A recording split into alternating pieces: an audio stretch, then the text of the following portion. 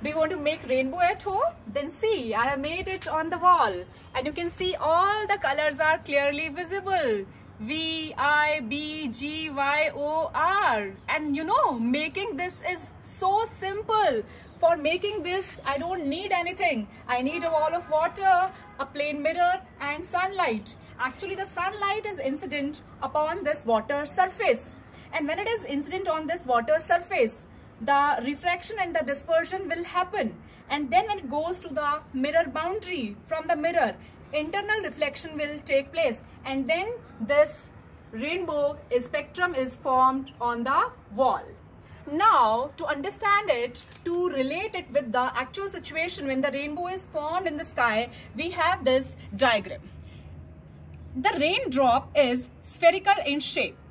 And when the white light is incident upon it, at this point, light ray goes from air to water, means rare to denser medium.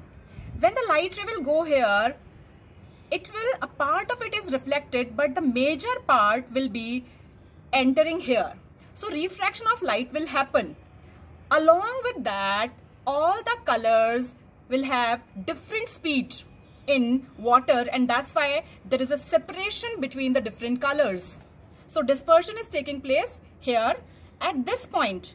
Not in all conditions, but in few conditions the internal reflection will take place, and that is why after the rainbow is not necessarily formed always, but in few conditions only when the internal reflection is taking place, it is reflected internally and the refraction will occur here, and the observer who is here will see a spectrum here. When array of droplets make this pattern, the rainbow is formed in the sky. If we want to understand that why the speed of different color are different, we know that refractive index is C upon V. It is a ratio of speed of light in vacuum to speed of light in medium. Another formula for V, which you have studied in class 9th also, that speed of any wave is frequency into wavelength.